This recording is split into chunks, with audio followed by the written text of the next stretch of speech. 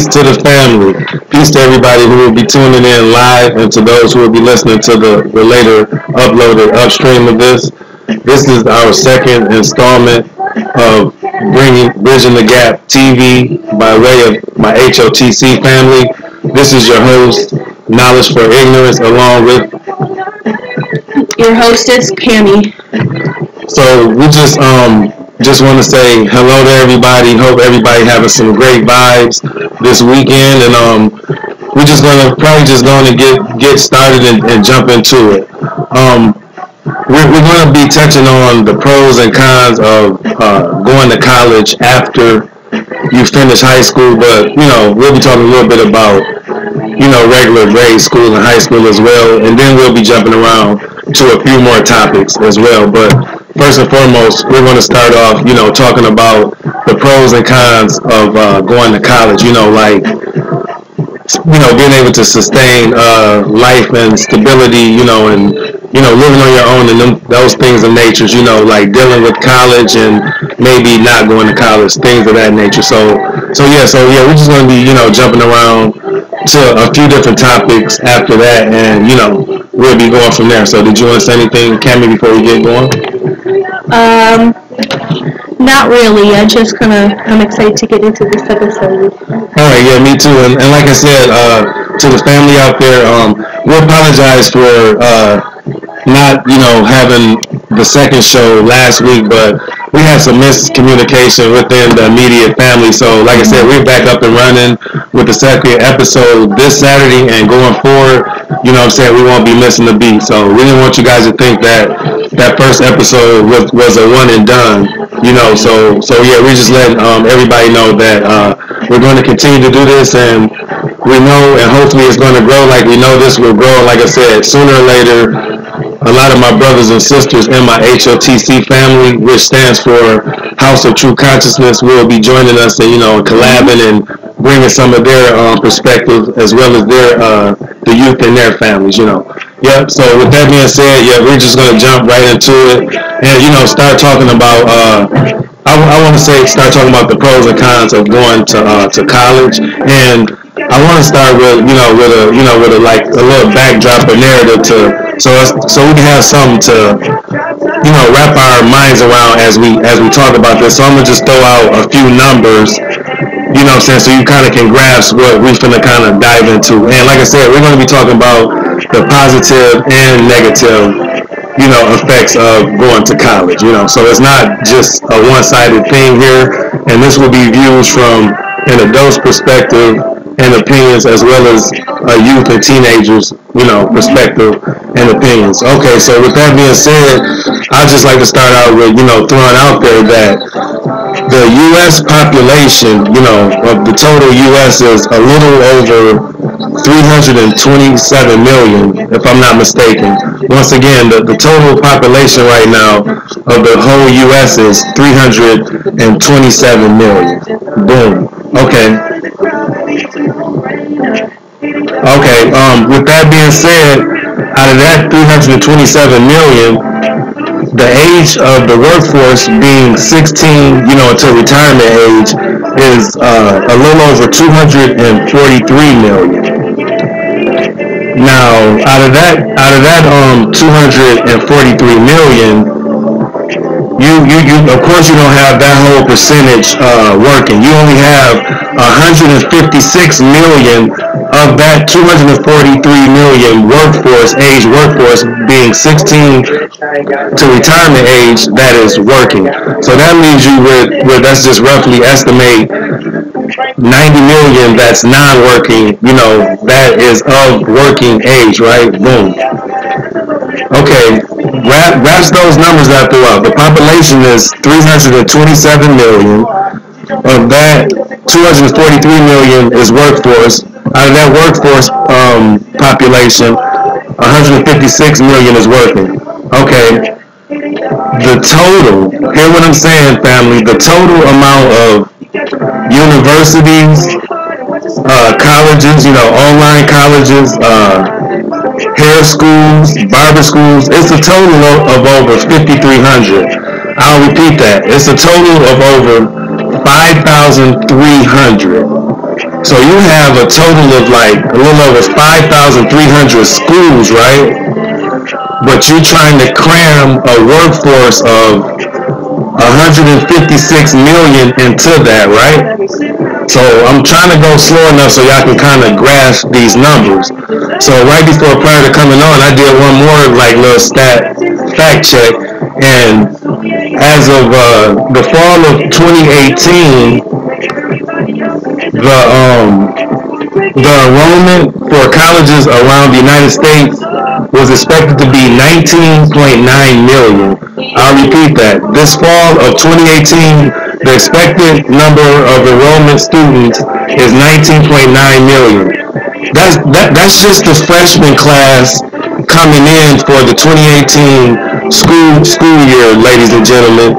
And once again, we cramming that into 5,300 some odd number of schools, right? So I said all that to say, how can you squeeze millions into thousands, of facilities for this training? No matter, like, of course you're gonna have, X amount of number of students going, but I'm just saying, just grasp 5,300 schools versus a workforce of 156 million. So pretty much what I'm saying, and I'll let my daughter jump in to see what she just thinks of those numbers, before we go any further. But just try to grasp that, like, it doesn't add up. Like when you sit down and really think about it, it doesn't add up. So, Candy, what do you have to say about the numbers that I just threw out there? I feel like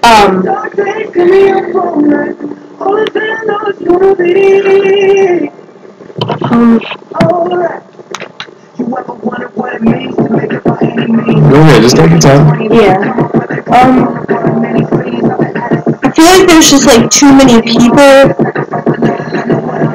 to like. I don't know like how to describe it. Like I just feel like there's just not enough like opportunities like given for this many people, and like. Yeah, I don't know how to like explain it. No, you're doing fine. Listen, just take your time. Listen, that's why this is called Bridging the Gap. Just speak from your true, honest perspective. Yep, we're not tied to no certain way of thinking. So that's the main reason why we're doing this channel. So what you just said is pretty much how I feel about it. You just said, with me just throwing out there that you don't feel like there's enough opportunity, with that amount of population of people needing jobs versus the training institutions for the population of people is what you kind of were saying. And that's where I kind of was trying to go with the dynamics of us speaking on that. You know what I mean? Like, and it's like I said, 19.9 million freshmen is the incoming estimated class. That's not even, accounting for sophomore, junior, seniors, and not to think about those that's going to graduate school, and doing their master's studies. So that's a lot of people to be trying, to be put in these institutions. So some of the negative things I would say about it is it's a lot of useless courses and a lot of repetitive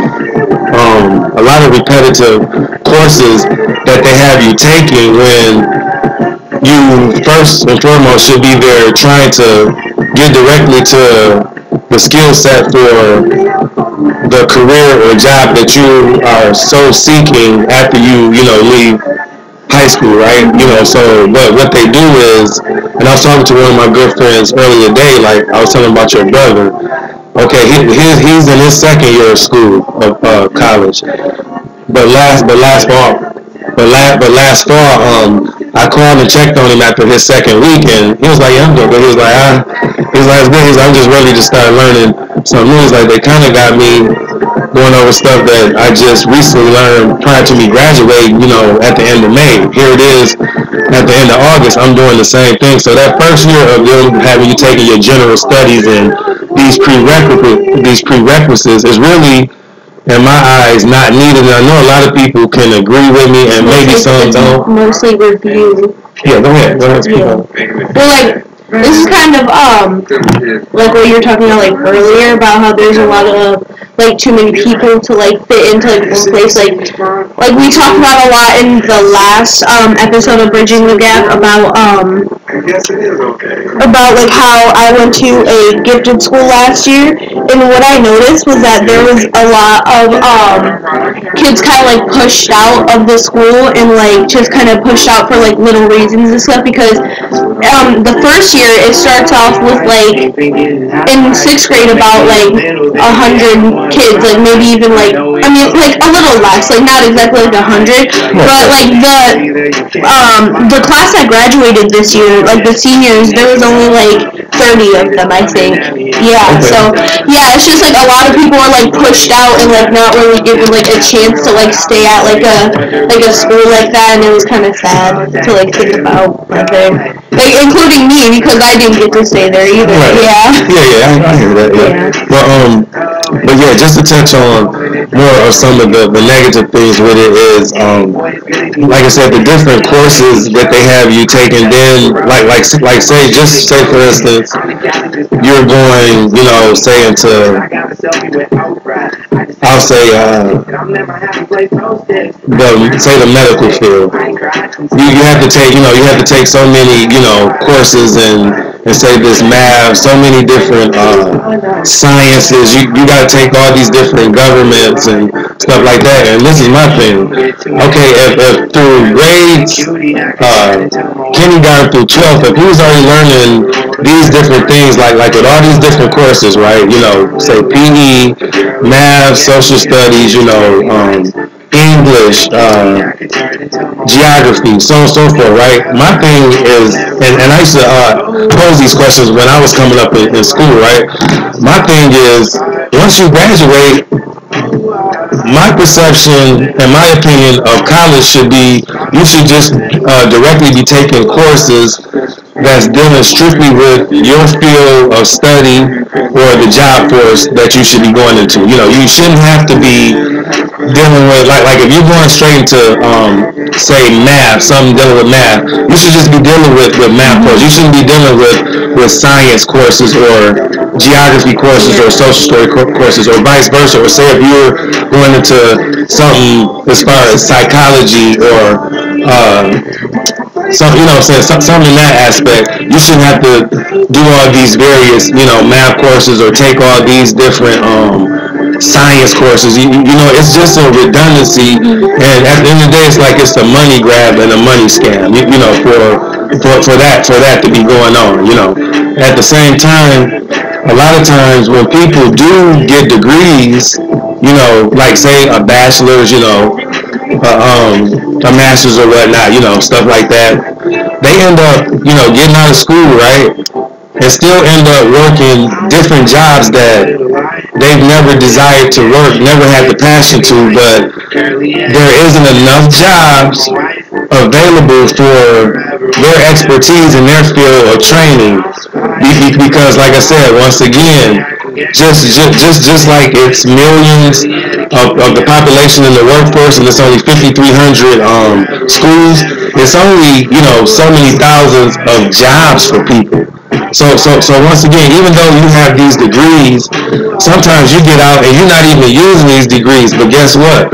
The other whammy on top of that is you still got to pay back a lot of these student loans if you wasn't able to get a lot of grants and, you know, and a lot of funding, you know, scholarships to go, you know what I'm saying, to go to pay for school. So you're stuck after you graduate, right, with all this debt, and then at the same time you might not even be in the work field that you initially, you know what I'm saying, went to school for. You know what I mean? Do you have anything else to say on that? Not really. I just think that it's kind of unfair that like some people don't have like the chance to like get into specific like places or like jobs or like schools that they want to get into. Right. Yeah, that they like really had their heart set on, that they had to be kind of pushed out and kind of had to be like redirected to like somewhere else. And then another thing I would say too, that's negative on it is a lot of times people, like I said, once you know you're gung ho to go, right, or you're a senior or whatever, just say your whole high school experience, you have this presumption and and this focus and goal of what you want to go into, what field, right? Boom. And then that freshman year, like I said, you got to take all these prerequisites, these general studies again, to where by the end of that first semester, you kind of still trying to find yourself, right? Because you're just now kind of, for the most part, maybe starting to be on your own. So you're trying to balance your regular life outside of school as well as school, but you're still trying to find yourself. So a lot of people that have a certain major, and some people don't even have majors going into their freshman year, but let's say by the second or third year, a lot of times people are ending up changing majors.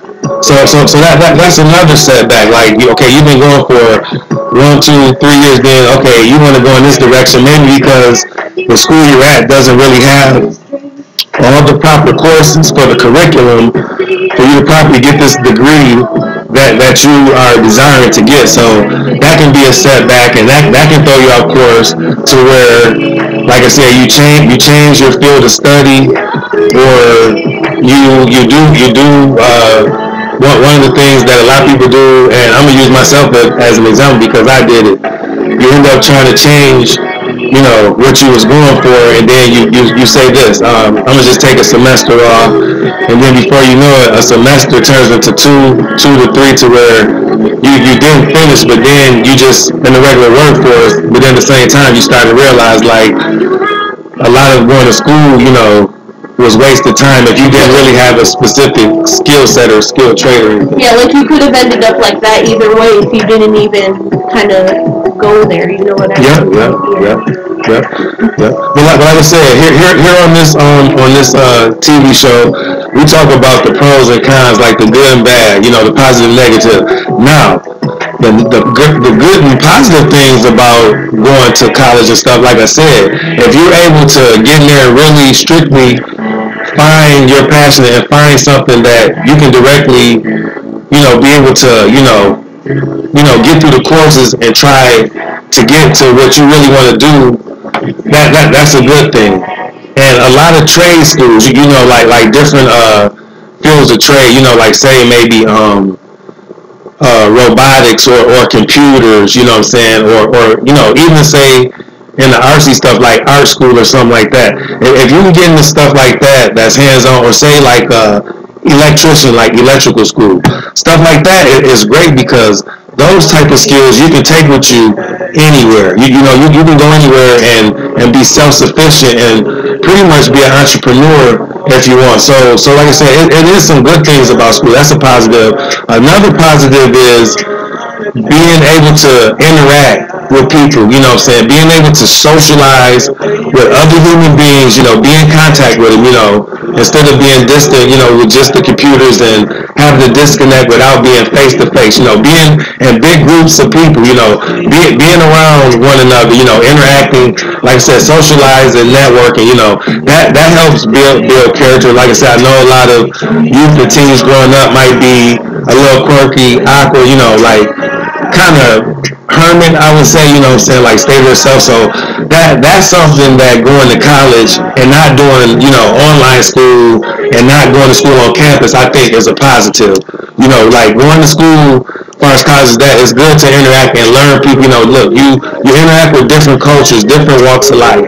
Because a lot of times growing up, you're secluded, and just isolated to like say your jurisdiction or just your neighborhood, or things of that nature. But that is a positive, like being able to interact with all different people. And then, like I said, if you can go to some for like a specific trade, that's always something good to have. So don't get me wrong, like what I'm saying about the negatives of school, like saying if you have a degree, right, and then you get out and you're working somewhere that's not your degree field, don't let that discourage you, right? You still gotta self-sustain yourself, take care of yourself, put food on the table, pay for the bills, that we have to be a part of the system. But alongside of that, start trying to figure out something to do, entrepreneur-wise on the side that might be tied to your field that you got the degree in, and sooner or later you can somewhat start trying to make some income, you know what I'm saying, off something that you are passionate with. So like I said, at the end of the day, I'm not being naive to saying, you know, that school is all the way negative and all that. But like I said, we're just talking about the pro, you know what I'm saying, the pros and cons of it. So, and right now, like I said, I'm on the positives of going to, you know what I'm saying, of going to school. You know what I'm saying? So did you have anything else you want to say on that? Not really. Kind of what I already said earlier. Yeah. All right, that's cool. All right, so now we can jump into your first topic, Tammy, that you want to get to. So you go ahead and lead off with it. So my first topic is kind of about the things that we learn in school and like if it's necessary or not. So I think that a lot of the things that we learn in school are necessary. Well, not like some things like that we learn in math, like some things that we learn in social studies, like not social studies, science, social studies and like history. Some of the things that they teach in there are mostly like incorrect anyway, so I don't think that it's not even like that necessary. That's deep that you're already saying that you think it's a lot of incorrect. Yeah, it's just some things don't even make sense, and I think that we should have more things there in school, like like that we like could help us like in the real world more so, like because I know they have like stuff like health that'll like teach us about like sex education and stuff like that, you know, but they should have more things that'll like teach us about like real world things like jobs and like I don't know, like a good example, like cooking and like cleaning, stuff like that, you know, just like, because I know like that some schools used to have like wood shop and stuff like that, like right, you know, just like stuff like that that'll help. That's right on cue. That's something that I would like to go into too. So what you're saying, I agree a lot. When I was coming up, we had all those different types of classes. You know, like for sewing, you know, knitting, home ec, you know, for cooking, you know, stuff like that, and shop class, you know, like wood shop. Once you got to high school, you know, you had wood shop and auto body shop. Yeah, and the thing with me is like I said, growing up, I was, you know, deep into sports, right? So I took like the 6 weeks courses in a couple of those things, but looking back on it, man, like I said, that was back, you know, when I was like, you know, dumbed down, you know, just going off of the things I seen on TV and society, right?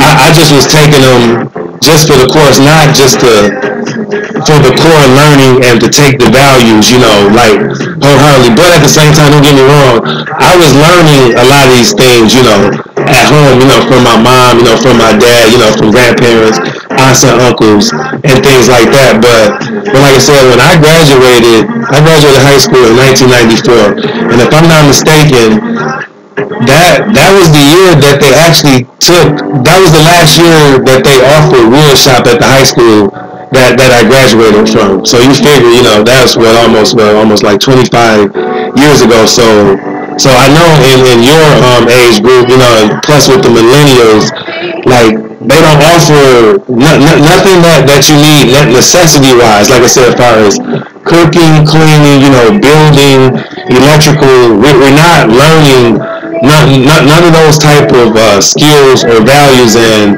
we really do need to get back to that. So I'm kind of glad you brought that up. And like I said, today, after we get off with our show, I was gonna have you help me with dinner, because like I said, you're 12 right now, and like right now, like, you know, you still not really doing as much, like say, as I was when I was 12, right? So right now you wash dishes and you clean your room, vacuum and stuff like that. Yeah. And probably other than that, you might cook you like minimal things, but other than that, like I said, we're gonna start turning up this school year and this summer, you know what I mean, with you get more into cooking, you want to like start to learn how to wash your clothes, learn, you know what I'm saying, learning how to iron, you know what I'm saying, because so that wouldn't just be left up to me and your mom, because like I say, you're old enough, like you're a bright young lady, so you know what I'm saying, it's time for you to do that. But like I said, these schools aren't offering anything like that no more, you know what I'm saying, like go ahead. And when I was in 4th and 5th grade, we went to this camp, and we took kind of like courses at that camp, talking about like kind of like because Joe from Kelly's comment kind of reminded me of it. Yeah, like please, Joe, please, Q was good, bro. Yeah, it was just kind of reminded me of like the stuff that we kind of learned there. Like we learned about like we actually like learned some stuff like archery and stuff like that. Kind of like isn't like stuff that we need to know in real life. That was fun and stuff, but we did learn stuff like nature skills and stuff like that, which I think we should have in like actual school. Like, cause I've never like heard of a school in my area that has like wood shop or anything like that. And see, growing up, right? Not to cut you off, I'm gonna let you get it back. Like growing up, I can remember, and that was one of the classes that, like I said, I'm kicking myself in the butt that I didn't take, because like the older I get, I'm looking for more type of hobbies, and a couple things I'm envious of people, which I love, but I'm envious of people who are able to draw, right? Like draw and paint, and people who are able to create things like sculpt through things with their hands, as well as like make things wood-wise. So it's not to say that I can't get into that later in life, but I wish I would have got to it earlier in life. Go ahead. Yeah, cause like that'll kind of help you out. But like they do have stuff. Like we do have stuff like art and stuff like that, but like for example, like you probably have to go into like other like places like college, like we were just talking about, like places like that to learn about like actual like sculpting and like architecture and like stuff like that. Exactly. That's like I mean we could learn like basic drawing skills, but like not exactly like into stuff that'll really like become like into like bigger things, like right.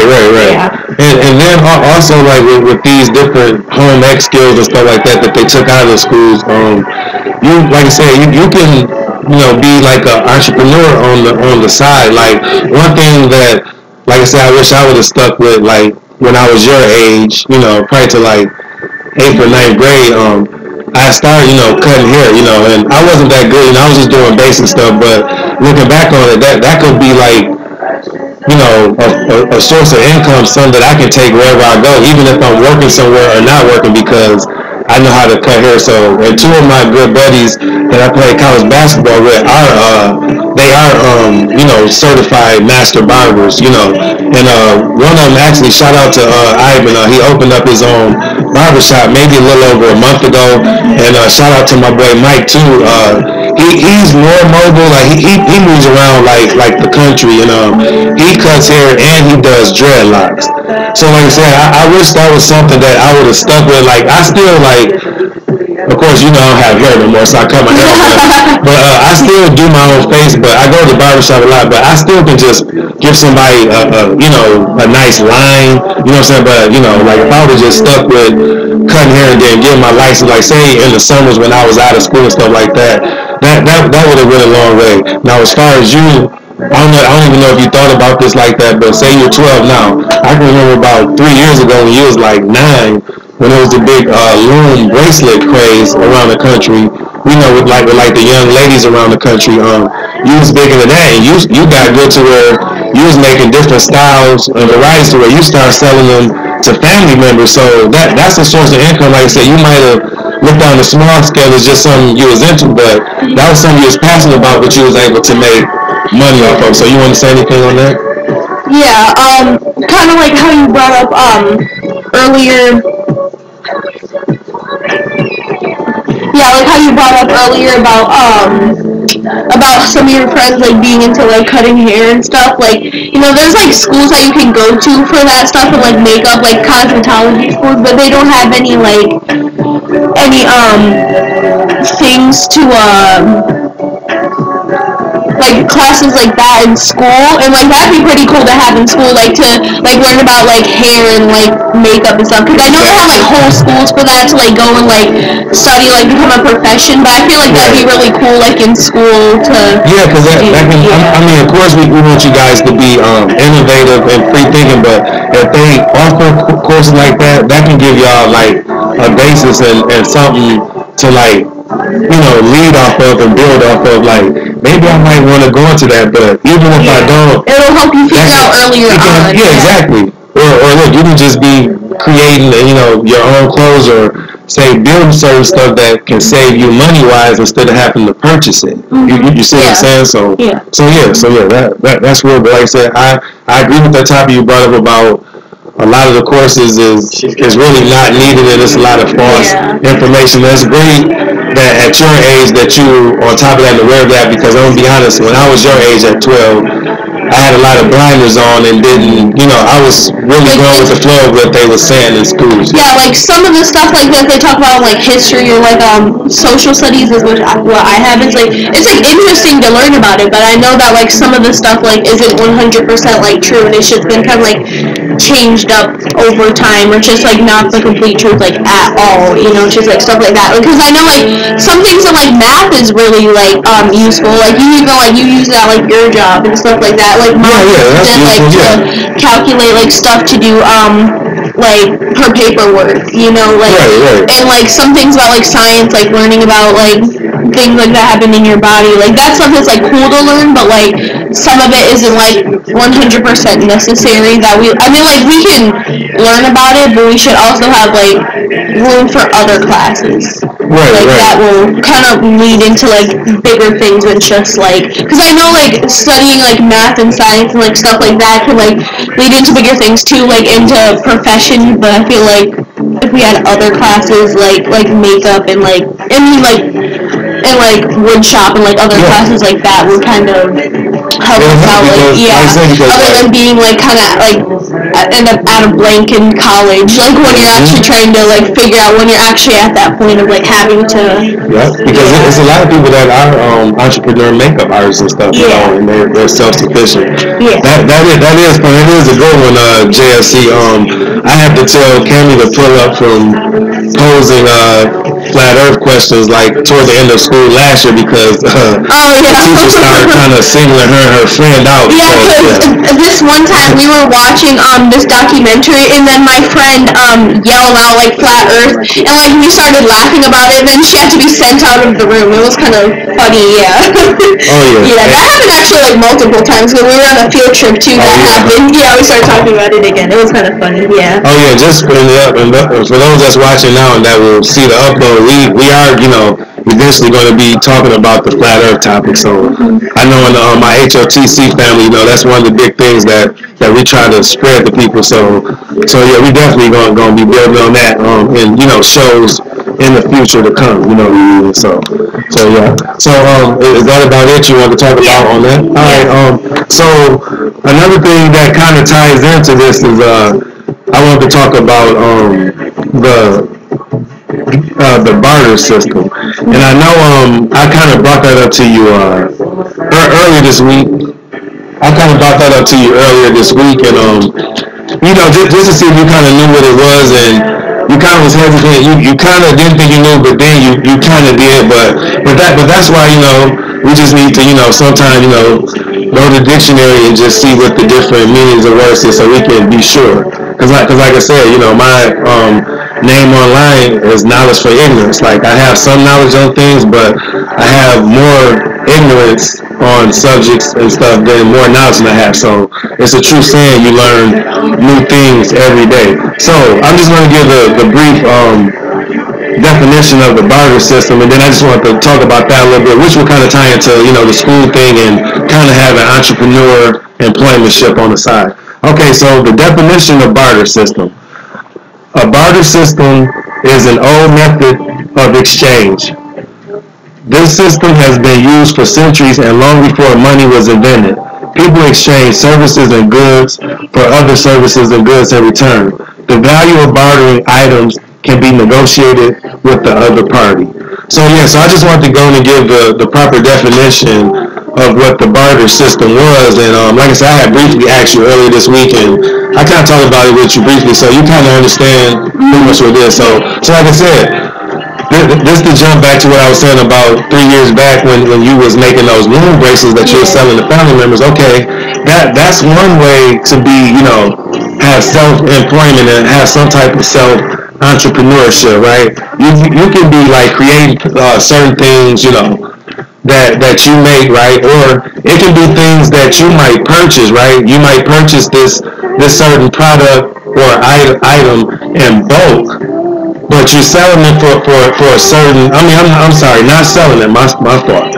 You're going to barter it for a certain value in exchange. So let's just say, just to give an example to the family that's watching and will watch. Let's just say, as far as barter. So let's just say, like, okay, you bought you a Xbox this July for your birthday, right? You had a lot of birthday money. Okay, boom. Okay, so say you've been playing a lot of games. So a lot of these kids right now is deep into Fortnite. Okay, yep. So yesterday, you just swindled me and your mom to help us go in on you buying this card thing, right?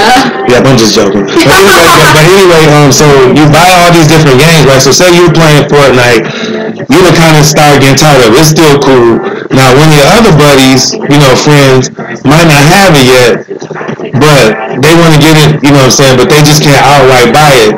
But they might have a different game, right? Or check it out, they might have a nice sweatshirt or something that they really didn't like that their parents bought, right? And you can be like, I dropped 65 plus tax for this Fortnite. I looked up how much, how much that sweatshirt was. Like, that Nike sweatshirt your mom and dad got you was $53. Like, listen, I done played this game for a little while, so it is a little wear and tear, ain't nothing wrong with it, but if you feel comfortable selling, selling, the sweatshirt in exchange, not selling, but, exchanging your sweatshirt for my game, even though I had it for like 2 or 3 months. If you're cool with that and I'm cool with it, we can do that swap. So that's an example of the barter system. And the reason that I kind of want to bring the barter system up, because that, like I said, not even on purpose, but it kind of coincides and kind of piggybacks with how we was talking earlier about bringing back learning the essential values, principles of cleaning, cooking, building, of that nature. So having a barter system, exchanging certain goods or services that you have, like I said, it might not even be exchanging. It can be like labor related versus a good, right? So say like I got a neighbor, a kid that lives next door, and we say we got a basketball room, right? And he wanna do X amount of time practicing. Now we really want to be quiet and stuff, but say he'd be like, Mr. Reed, if you don't mind, if I can just get single practice, on your court, for maybe an hour a day, an hour a day, 5 days a week, I'll cut your grass once a week. That's considered a barter. You see what I'm saying? I'm letting him use our basketball court to practice his skill set for an hour, and in return, because he had nowhere else to go for that, he don't have a Y membership or a Boys and Girls Club membership. He can't have individual time at the local gyms if he did, because there's other people there, right? So him using the court in exchange for cutting the grass would be considered a barter type system thing. So what's your take on that? And I like to hear you give an example of what you feel, so I can kind of really know that you understand what the barter system is. So. Yeah, because like for example, like a few of my friends actually sell like slime and stuff, and they get money for it. Cause like one of my friends, like she actually before like one time I gave her like a few dollars just to get like a little container of slime and stuff. Like I'm not as into it as I used to be, but yeah, I know a lot of there's a lot of famous people on on social media that sell it to YouTubers and stuff like that. Right. But yeah, it was a good example that you gave about the game and the sweatshirt and stuff, because yeah, because there will be some games that I get tired of and stuff like that. Yeah, but yeah, I feel it's really useful for things I don't know how to explain it. It's yeah, I just feel it's really useful for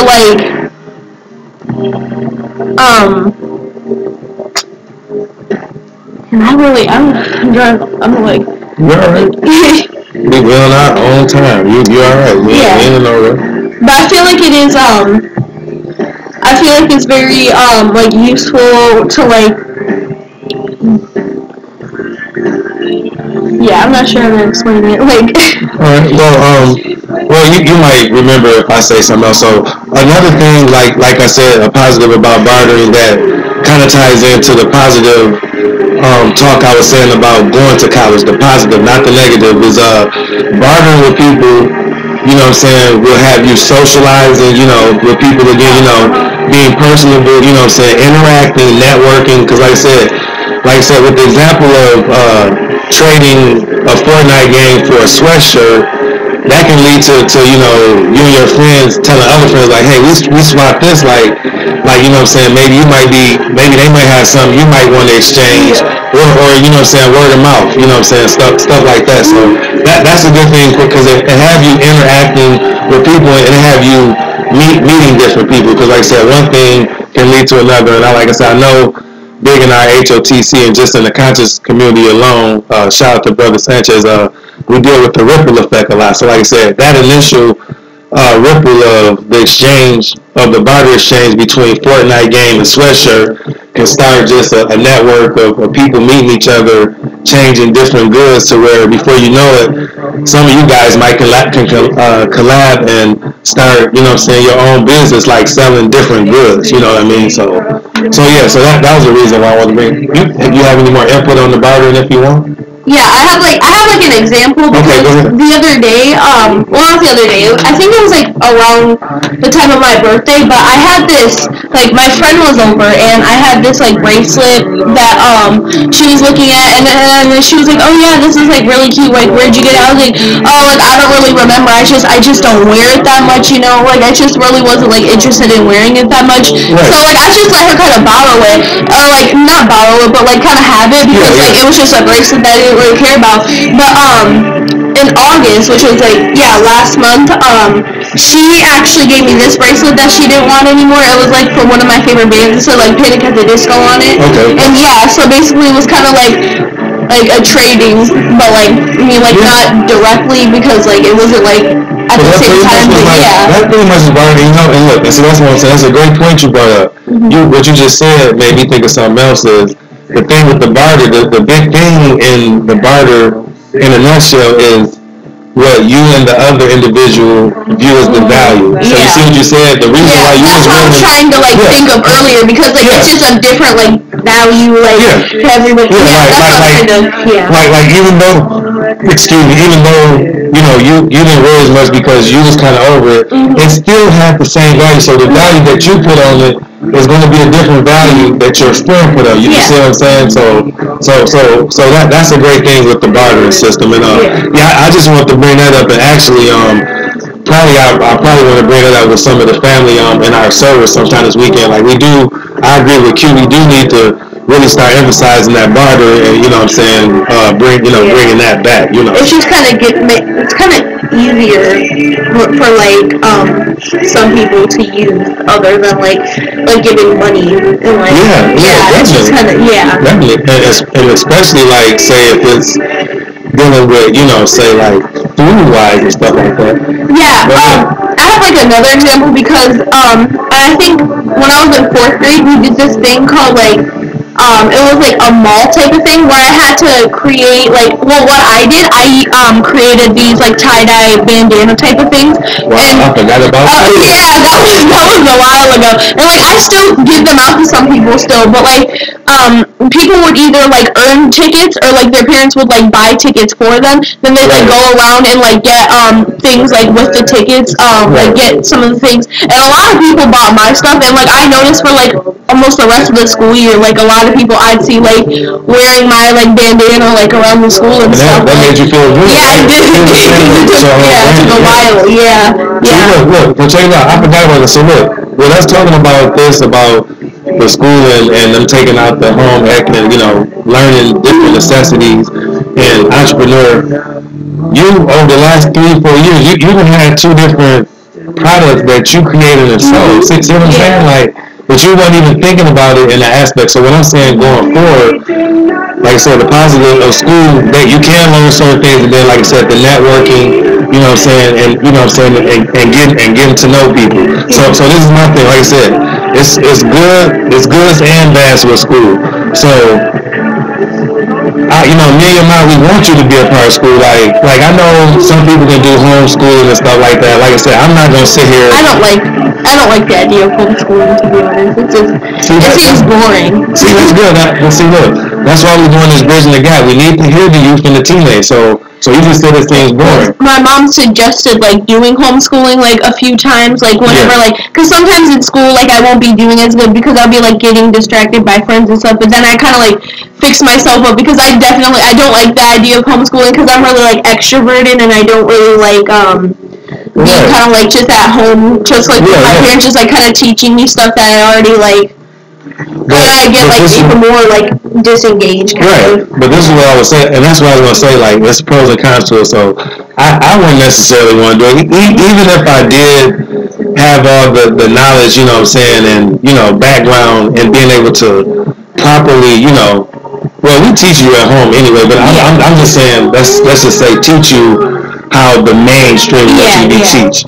I still want you to be here neither because I want you to get acclimated and integrated with all different kids because that'll have you like I said, that'll have you socially awkward if you were detached from the rest of your peers. You see what I'm saying? So that getting homeschooled, like I said, I no disrespect or no knock to those who do because it do work for some, but like I said, for me, as far as our upbringing with our, you know, 3 children, we just feel, well, like her mom, like, has brought it up a couple times, but that's not, you know, where else we get. Yeah. But, you know, we mostly, you know, want them to be integrated with society, because like I said, once you graduate, you do all the homeschooling, I mean, like I said, you can work from home. I mean, like don't get me wrong now, I don't want to, you know, eat those words, but humans need to be properly physically functioning, you know, with the rest of society. They can't just like stay at home, like eat, sleep, work. Like you also need to go out and do stuff. Yeah, that's why I don't really like it. It's just kind of like you have to kind of get out there and like make more friends because I feel like I wouldn't have any friends if I was homeschooled, you know. Right. Yeah, I mean like I'd make some like somehow like if I went to like camps and things like that, but yeah, I just don't really like the idea of it. Yeah, that's true though. I mean, it is what it is though. Yeah. So so you want to jump to your next topic? Yeah, my next topic is video games, which we already kind of talked about. And we talked about it in the last episode, talking about Fortnite and how parents are like getting coaches for their kids, which I think is stupid. But so basically, I'm just kind of talking about because I spend a lot of time like on video games since like I bought my Xbox this summer. Like you notice I'm in my room a lot, but like there's just like this stereotype that like watching too much TV or like playing too many video games will like rob people's brains out and stuff, or like specifically kids. And do you think like it affects kids learning? Because I feel like if you don't get enough sleep and like possibly like you could like fall asleep in class or get like disengaged like if you on it for too long, which I make sure I don't do because most of the time I actually end up like falling asleep with my Xbox on because like I got back into my regular like school routine. But I know some kids are different and it'll actually like affect their learning and stuff, and like there'll be kids like falling asleep in class or like getting distracted or like daydreaming. So do you think it like hurts their learning? What do you think about it? Well, what you bringing that up about the video games, I see both sides. I'm not gonna be a hypocrite, you know what I'm saying? Like, because I know you used to play video games the whole time too, And then like, I haven't played in like 3 or 4 years, but I'm not done playing. Like I keep saying, I'm gonna get another system, and eventually I probably will. So I'm not gonna say, you know, it's just bad, but I would say, like what you're saying, you just started back school like a month ago, so you're just getting adjusted back to, you know, going to bed at the right times for school and all that. I used to be up really late. But over the summer, you know, we have no qualms about how late, you know what I'm saying, you stay up and stuff. But when school get back in, you know, we set down, you know, different regulations. I understand that. So with the video games, I would say the negatives can be like just the sitting in the very close proximity of the tube, you know, with all the different colors and all of that stuff, which reminds me like you need to be sitting back a little bit further, you know what I'm saying, in your room a little bit. But yeah, I would say the negatives is I would say just the accumulated amounts of hours that kids are playing, you know, the games, you know what I'm saying, continuously without a break in action, you know, and you know, getting up, moving around, you know, going outside or just getting up, interacting, you know what I'm saying, with the rest of the family. So like I said, I know how it is when you first get something, you know what I'm saying, you want to just pretty much dive into it and overconsume yourself with it. But like I said, the last couple of weeks, you know, me and your mom, we have been having to call you like 2 or 3 times, like, Candy, are you gonna come in the living room, interact with us, you know, because you know we try to do some family activity. So yeah, so some things, you know, we gotta stay on top of you a little bit because, like I said, you've been getting consumed. Like I said, you getting better with the games. Like I said, I understand both sides with me growing up being a gamer, so I understand like being competitive with your friends and them knowing like a couple more moves or more intel on games where you're like, oh, I gotta get up to speed, you know what I'm saying? So I understand that, but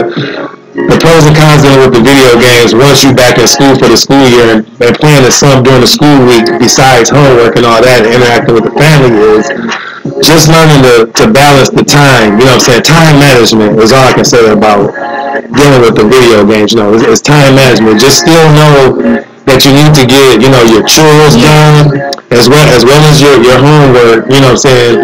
And try to spend, you know what I'm saying, some time with the family. And this is what I'm saying. I know it's 7 days in a week. I'm not saying that you got to be up under me and your mom, you know what I'm saying, 24/7 Monday through, you know, Sunday, but we just saying we just still want you to be involved. Like I said, we understand that you run into your own. It's your second year of junior high. You becoming a young lady, so we understand that. But like I said, yeah, I really, like I said, with me being a gamer, I guess I'm gonna be biased and more lean towards your side. But like I said, the negative is, like I said, is how close in proximity the youth and stuff is playing these video games with all the different colors and the different features, right? That can hurt the eyes, and like I said, the amount of time, the duration of time that's being played, you know what I'm saying, to where time management can be used to do other things, like how we was talking about these different skills that's been taken out. Maybe play the game an hour or two, then maybe, you know, work on trying to sew or knit or some woodwork or some electrical, you know what I'm saying? Do you have anything else on it? Yeah, because I like what your friend said in the chat where he said it depends on the games you play plus the effects of the visuals of the game, because that's true, because like some games have like a lot of like effects and like swirls and like colors, like bright colors that'll like give you headaches and stuff like that, and it's just kind of like hurt your eyes, like, and I'm sure like that'll kind of affect you in some ways, but like because there's this game has some paths they call Roblox that like there'll be like some levels, because there's these thing called like obbies, which is basically like parkour kind of like jumping and like doing like flips and stuff in the game, not like that, but there'll just be some levels that'll be like really like hurting your eyes, and so like I'll have to like take a step back or like turn down my brightness or something, you know, something like that. So so going back to the necessities of learning different skills, like JFC saying, like I said, I wish I would have stuck with cutting hair, bro, because like I said, I can be doing that, like this weekend, I can be doing that on my own time, you know, or that can really be my job, where I could, you know, be saving up to, you know, open my own, you know, barbershop or whatever, like a couple of my buddies did, but I'm thinking in the next year or so, I'm gonna start trying to get into something like wood, something dealing with wood or something, man. Something I can kind of do in my head. Because you're really creative, because my dad he's creative, and because like you did help me with a lot of projects, like in elementary school too, because like I noticed you were like really good at like really precise at like cutting things out or like getting specific pictures or like ideas. Like helped me out a lot with like science fair or like projects for like social studies or something like that. Because like I said, it can be just a hobby, like something, you know, something with my hands that I can do, but maybe something I can make money off of. And I can just think, like, I'm thinking now in real time, this is about 3 years ago, at our local zoo, they had like the arts and craft, like, festival, right? And they had all these retired guys there, right? And they were making all of these different wooden figurines and sculptures, right? And I just was blew back by it, right? So your mom kept walking around and she like, "Babe, what you doing?" I'm envious of these guys. So I started talking to them, and some of them had just picked it up probably 6 months prior, no more than a year, but some of them have been doing it for a while. So like I said, I think I might start maybe trying to get into something like that to where I can do that, then I can sell them online and, you know what I'm saying, stuff like that. Go ahead, you got some more? Yeah, because like this isn't really dealing with like video games, like the topic that we were on, but it's kind of more so going back to like the things that we learned in school, because the school that I went to last year like offered, it's kind of like a college in a way, because like it offered like studies, because last year I was in theater concentration, and it was really fun. Like I learned like a lot of real life things too, and I'm like I'll be like practicing with like the makeup that I bought last year, like in my room, like just kind of like messing around with it and stuff. Like it learned me like stuff to like pronounce better, like kind of like use like different like skills in real life too. But there's also something, because the other one that I tried out to get into was art, and which is something that like I wish like I had got this year, but I did get choir instead of art, which I actually like a lot, so I'm not happy with not getting art. But I've been really into art like for a while, and I think like because there's like what I said is that like there's, like I said earlier, that there's like schools like that'll offer just like strictly like art, like which is something like that I'm interested in, is like going to like an art school, because like I really like to draw, so like maybe becoming like an animator or something like that. Or, like, I have a tablet like that I can like draw digitally with that. You need to still start. That's what I'm saying. You need to still start toying with that. So what I'm saying is, even though, like I said, part of this society and system, we do have to work, right? You might have to start out doing something, you know, just to sustain your well-being, you know, and to take care of yourself, like jobs that you don't want to do, but on the side, still be doing what you have the passion for and working towards that at the end of the day being what you want to overall do in life. You see what I'm saying? So see, I forgot you had that, so you need to start spending more time with that, you know, seriously, being that you have less homework at your new school. So like, okay, let's say for instance, right, I just had 2 HOTC sweatshirts made, right? Okay, when I went and dropped the second one off, I was talking to the girl. I was like, "How long you been working here?" That's what she said. She was like, "Well, I went to graphic art school. I've been out of school for," she said, "1.5 years." She said, "I've been working here a year." So a lot of stuff that they do there, she create, you know what I'm saying, herself, but you know what I'm saying, I want to say it's like a family-owned business too. She might be a friend, or maybe she not, but she just specifically went to, I think, design school. So that's something that me and mom, like, going forward, we can start looking into, like, that's what I'm saying. You at least art is one of those things that they offer. So you need to start tapping into different things that you know you like and touring around with it. We can, like, look into that, you know. And like I said, like, we can cut corners and cut the middleman out with doing just the major university thing, dealing with all these different topics, you know, different subjects, when you're really going for a specific thing. And that's what I was kind of saying with what was one of the negatives with the college experience. So you have any more on that?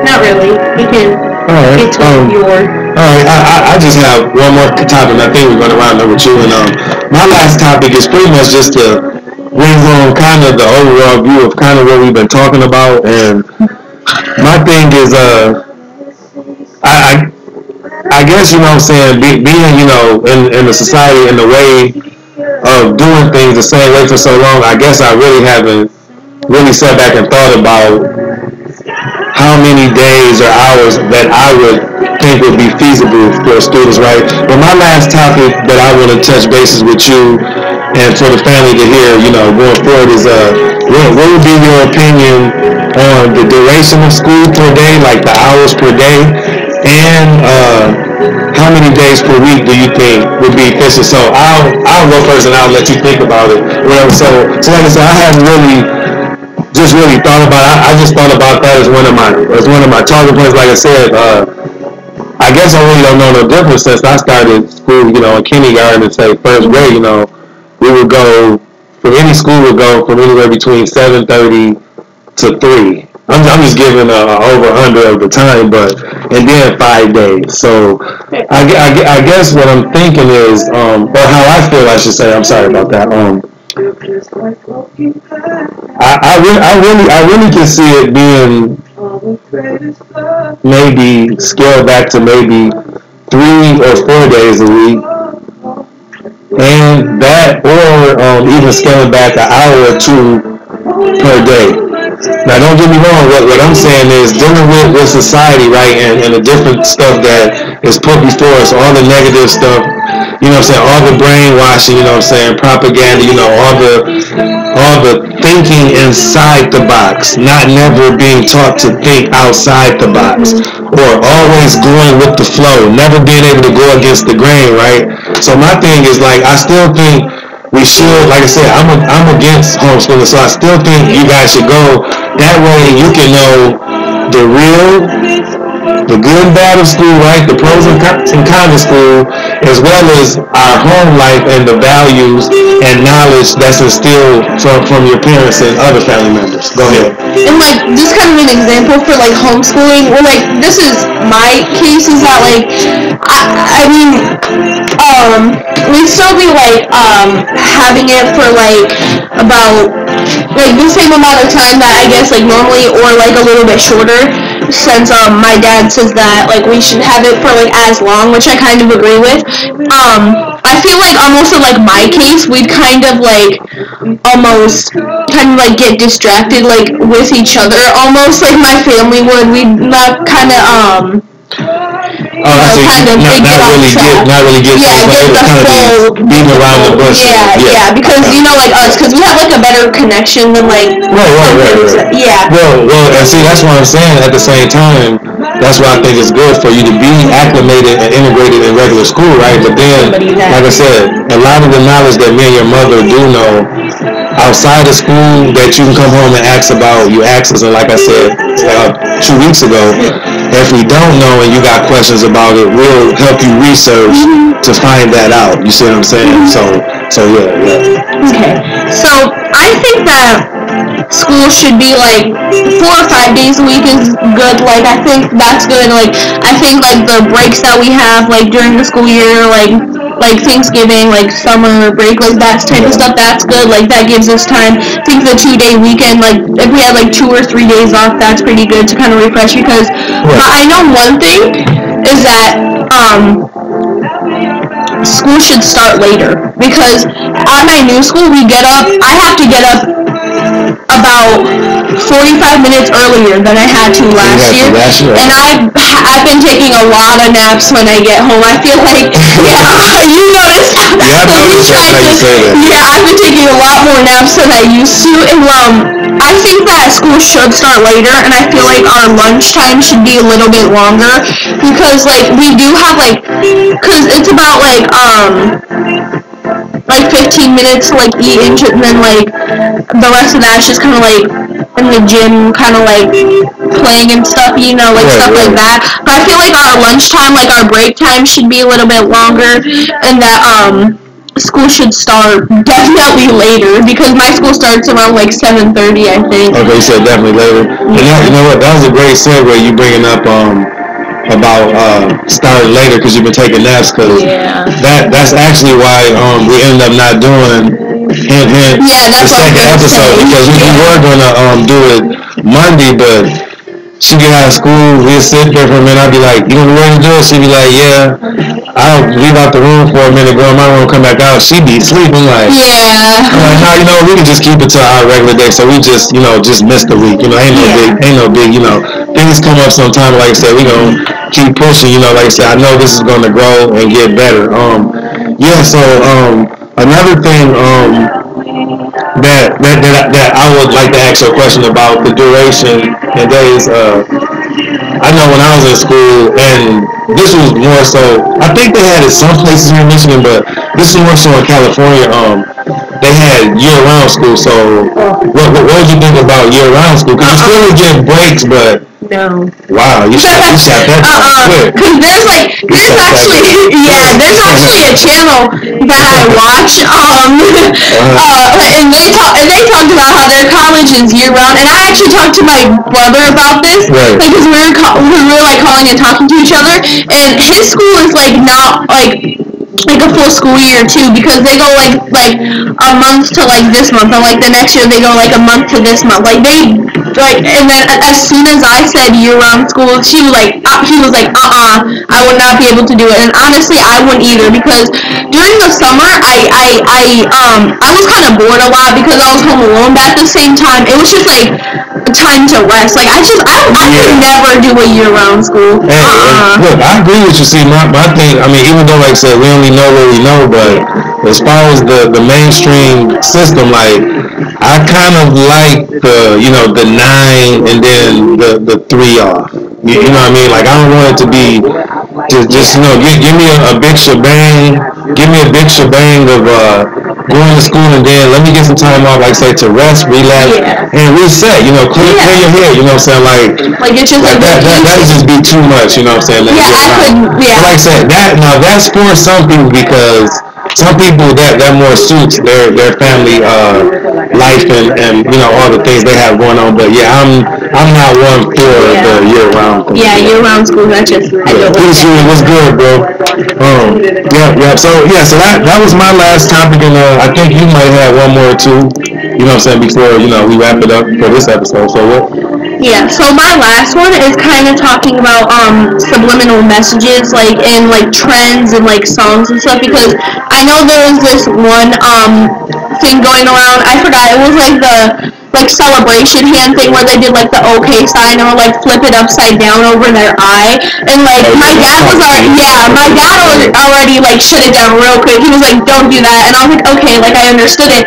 And then like 2 days later, all my friends were talking about this article that they saw talking about how it's like a subliminal message, like talking about like the Illuminati and stuff like that. Okay. And yeah, like which I understood already, but I just like didn't really put it together right away. But I noticed a lot of like singers be like doing this whenever they sing, like they'll be doing the OK hand and stuff like that. Right. And another thing like for trends and stuff is that there's this song called the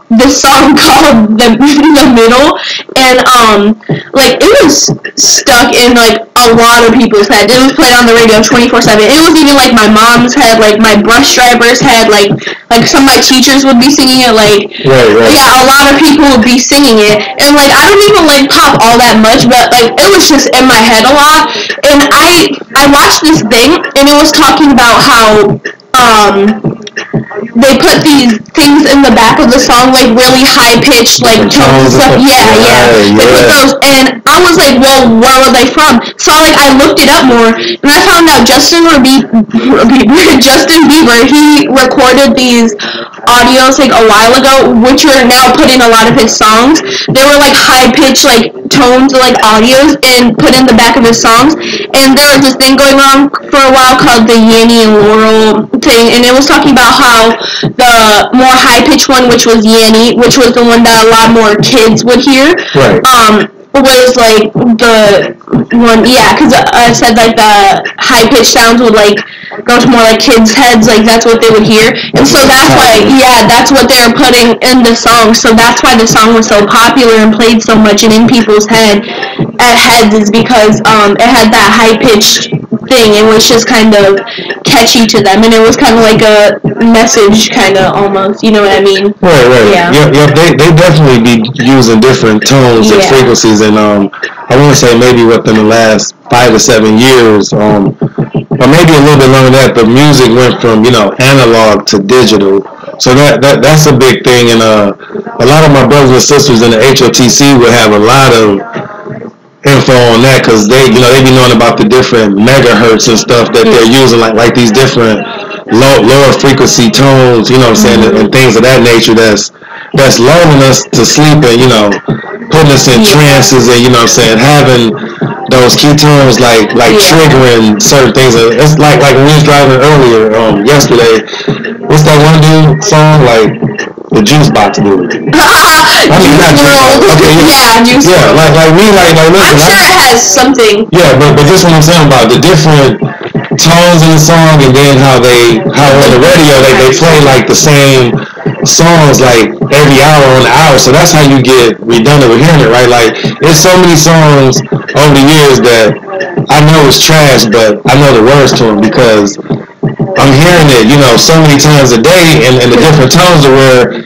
it's stuck in your head. So that dude who I just misspoke his name, Juice WRLD, I pretty know all the words to his dude's song. They only been playing on the radio about 2 weeks, and I don't even be checking for it.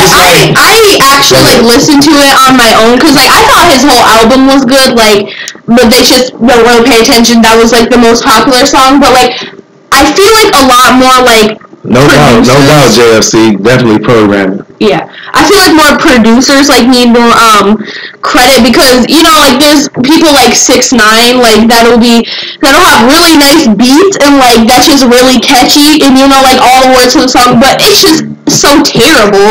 It's not even a good song. It's just the beat that's just so catchy. So check it out. A lot of the songs. Right before we went live, right? This song too. This song too. Yeah, that Kanye real stupid. But check it out. Right before we went live, the one song came on. Was it Tiger? Right? That Tiger, that Taste, right? So look, what I told you, it came on. What you said? You was like that. I didn't even know Offset was on the song. I was like, yeah, boom. I was like, but check it out. Don't it sound just like the Ric Flair song? Yeah, it's very similar. And me and some of the brothers and stuff have talked about that within the last 6 weeks about the different music. You know what I'm saying? You got different artists over years using the same beat. Yeah, because the same person made the beat for a lot of Justin Bieber songs and for that one song called The Middle. That's the same person. His name is Zed. Yeah, so check it out. I'll give you one. I've seen his name pop up multiple times on this channel that we're watching right now too. He makes a lot of songs. It's this one beat that I know at least 3 different artists use, or maybe 4. Some of my HOTC people feel me on it because that's from our era. The Biggie One More Chance remix. Okay, he used it. He used it. Ashanti used it. I think Mary J. Blige initially used it. Then it's slipping my mind right now, but one more person that I can think of used that same beat. But I'm just using that because that's what I'm thinking of off top. But different beats have been used, repeatedly. Let's say when Pac on he used on his Me and My Girlfriend. Look for me. Remember that? Me and My Girlfriend beat, right? Then you fast forward to 03, Jay-Z and Beyonce used it on the 03 Bonnie and Clyde. It's the same beat. But you know what I'm saying? So these different tones and stuff is used because they know that it put a trance on the masses and it triggers people. And it can be for various reasons. And I know one reason is for the money grab because like I said, okay, Tupac had that beat on Me and My Girlfriend, right? Okay, he get killed or whatever. That's a whole nother. Boom, 2003 come around, you're already fans of Jay-Z and Beyonce. Dang, that sounds fire. Yo, that's that Tupac beat. You ready to go grab it all over again because for one, you like the artist that's previously using it, and for two, you resonate with the artist prior to you that used it. You see what I'm saying? So that's kind of what I think they control with the beats. You have anything else to say on it? Yeah, another example is that because we're on a music station right now, playing the music in the back, and there was a song that just came on by Lil Pump, and I mean his songs are catchy of course, but the songs are very stupid, and you saw me, I was over here kind of bumping my head too. I was like, wait, I hate this song. I was just talking about it. That beat is just nice. It's just that's why producers need more credit. And you know what you just said? Listen, what I'm saying is I'm glad that you're wise beyond your years because like I said, at the age of 12, right, I was into music, right, hip hop and all that. I was bobbing, but I was just into it. I wasn't saying like this beat tight and that's whack. Look, I'm bobbing to the beat tight, and I'm singing whatever. I wish back then there was a lot of positive stuff, but say even the cheesy, corny stuff. Like today, I'm still, even though I'm waking up and I'm awoke to a lot of things. Like I say, different tones and frequencies. You get lured in. Like I said, there's so many terrible artists out there that I really know the word. I'm talking about current artists. Like I said, me like Monday. I'll be 43 Monday, right? I'm not one of the people that's older that looks down on the youth, right? That's why this bridging the gap. So I love music across the board. So I like a lot of young artists, but for some reason, you know, like say if I'm listening to my Pandora or iHeartRadio at work or something, I'm going to subconsciously retain the words to negative songs and stuff for no. Okay, just like what my dog was just saying. That song that boy Lil Pump had out about a year ago, I cringe hearing it, but Oh my God. It's on the radio so much that you know what I'm saying, that I'm knowing the words to it. He ain't saying nothing. He ain't talking about I'm not even nothing. But I know the words to it. But that's because they got it in that hour loop, right? They constantly got it on radio and on the TV. Then they constantly plaster these people on social media, whether you follow these people or not. So you have anything else on that? Yeah, and I'm being 100% honest. I used to like that Gucci Gang song too, and like I knew it was really stupid too. Right. And like I actually, like in sometime during like the middle of the year, me and a group of like at least 13 of my friends, we had this group chat on Snapchat, and it was called the Gucci Gang because a lot of us liked that song, which was like I knew it was kind of like a stupid name, but like I just like I liked the song and stuff. But we ended up getting in trouble because of like they were just talking about like it was like gang affiliation and stuff, and like talking about like the words in the song are bad, like even though they know it's a song, like we ended up getting in trouble for it and stuff. You know what? And I know it's bad too. I remember that. Now that's deep. Cause I'm gonna want you to I'm gonna want you to double back and give your account on some of that story next week, because one of the stories next week we're going to talk about is the positive and negative effects of social media on the youth and the teens, right? So that's deep right there. But yeah, these different tones and frequencies in the songs, it really messes with people. And look, we can even spin it into, let's just spin that same thing with the tones and frequencies in the way that they sway our mannerisms, our characteristics, and emotions when we watch different type of movies. So say like a suspense movie, right? Like that's where the kind of say like you're toying with my emotions kind of coming from. Yeah, and now look at that. You 12 and you already understand the concept of different catchphrases. You know what I'm saying? Understanding.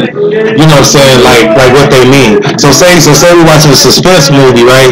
And you know you into it, right? But when that type of music, we might add a little bit of piano, so that intensifies your how you feel. Like comes up your adrenaline.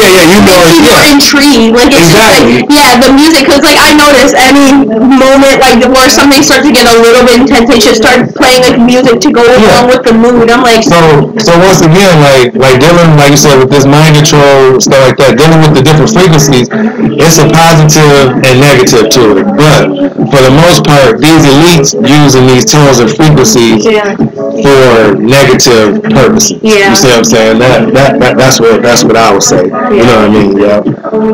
And do you have anything else you want to add on that? Not really. I think that was a really good topic though that I chose. Oh, really good. You know what? Like I said, we actually will probably double back to that some next week, because like I said, one of our main topics next week will be the positive and negative effects of social media on the youth and the teenage population. You know what I mean? Yeah. So how you feeling about the second episode? I'm feeling real good. I think we got a lot of information, because the friends were talking in the chat saying that we're going in like talking about like giving us stuff to talk about. Right. You know what I mean? And like I said, I want to send a shout out to them, my HOTC family, for the support, and thanks for those viewing, and thanks for those who will view this once it's uploaded, to the YouTube page. And like I said, we apologize for the mishap for last week's show, but like I said, we moving forward, and we gonna keep pushing. And go ahead. You got something to say? Go ahead. I just kind of thought of something. Yeah, listen, we're on our own time. We ain't rushing nothing like we ain't stuck on. Go ahead. About with the subliminal messages topic, because this Ariana Grande song just came on, and I was just thinking about like, because I should start singing it. Yeah, and like her voice is really, really high pitched too. And like I was just kind of thinking about this video that I saw by a YouTuber that I watched named Shane Dawson, and it was talking about like the frequencies and stuff, like on the high pitch and lower pitch things like that. And it was talking about how they think like maybe Britney Spears is like using a fake voice or something, because like there was this video put out on Instagram of her singing like around Christmas time, I believe, and they say it was like sped up maybe because as a child her voice was really like deep, and like, and you know, in a lot of her songs I've listened to, it has a lot of like high pitched, like a lot of different like beats, and like her voice also like adds along to it. So yeah, that's all I have to say about. Oh yeah, that's real right there. Yeah, and like I said, once again, we're always going to emphasize on this Bridging the Gap TV show is we don't have no time limits or constraints. So we doing us, you know what I'm saying? We in our own paradigm, we creating our own timeline, our narrative. So you know what I'm saying? So that is what it is. So like I said, I know we're about to wrap it up, but like I said, I just thought of something in real time, like to give some props to some people that I personally know, like dealing with the topic of you know, like entrepreneur, like employmentship stuff like that, right? You know. All right, so the two people I want to shout out is my father. My father really read, you know, shout out to my pops, love you pops.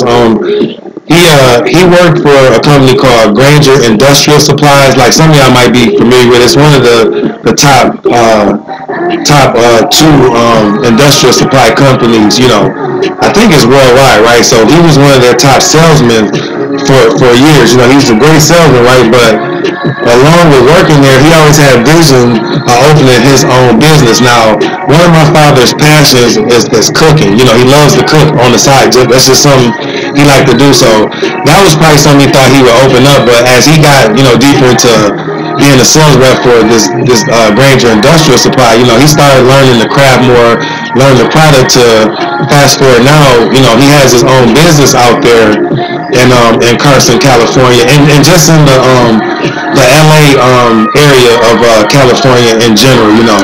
So he opened up his own industrial supply company, and they do like office cleaning, and he like sells supplies and stuff to different contracting companies that's building, you know, different facilities that's out there. So that's somebody in real time that I know personally, you know, that was working somewhere else, right, but had a vision to do something else on the side, and then on the side started creating, you know what I'm saying, that narrative, you know, within themselves, and brought that to life. So I want to big up my pops, love you pops, you know, and then I want to shout out my best friend Wendell Johnson. The same thing.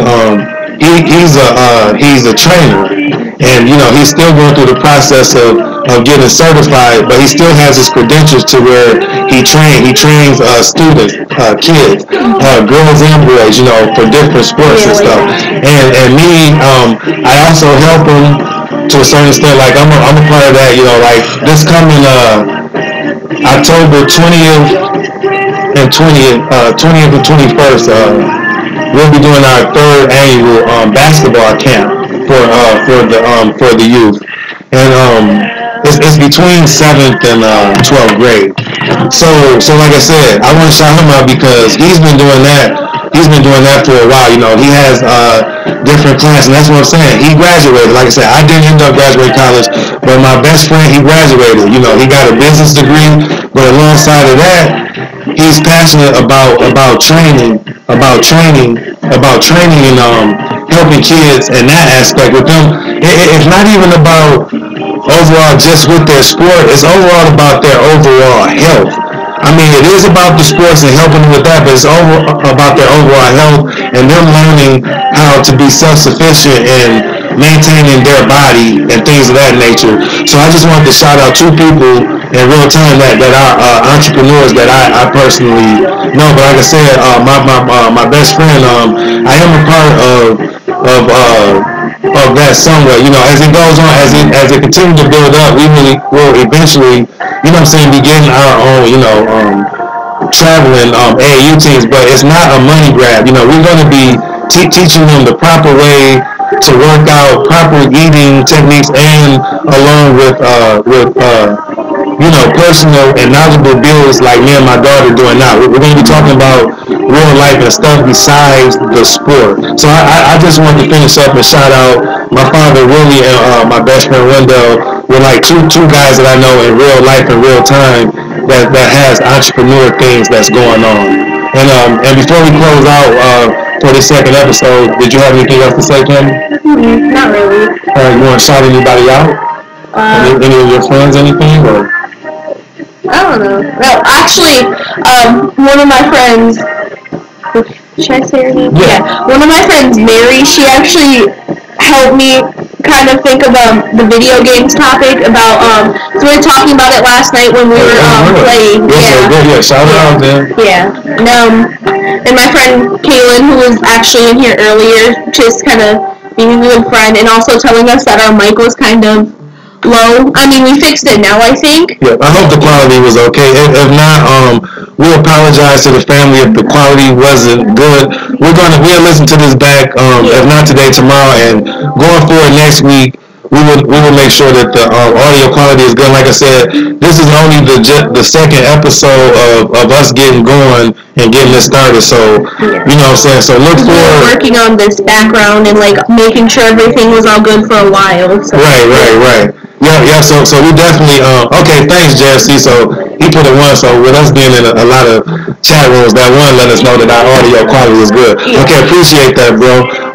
So like I said, we appreciate the family that tuned in live, and thanks for those, and as well as those who will watch the uploaded version of this. And I think that's it for this weekend. We'll be back next Saturday between 2 and 3 p.m. And like I said, at least 2 of the topics will be the pros and cons, the negative and positive effects of social media on the youth and teens, as well as the control mechanisms dealing with our government system. And like I said, going forward, we're going to be bringing that work about that flat earth, because I know a lot of people don't like to talk about that, want to brush that off. And I was just thinking about that earlier, like, one simple thing is like, today when I dropped your mom off at work, I went to get some groceries, and the sun in back of me and the moon in front of me. It was 11 in the morning, like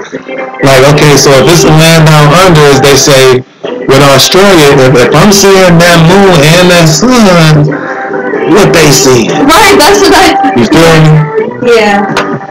Yeah, but peace, and like I said, we appreciate everybody that tuned in and those that will watch the uploaded version, and we'll see you guys again this coming Saturday, and thanks for tuning in to Bridge the Gap TV by way of the HOTC family. And that's all I gotta say. Peace out. You got anything to say, Ken? Not really, but it was a good episode. Yeah, we talked about a lot of good things. And so yeah, we'll see you guys next week, guys. All right. Peace and love and high vibes.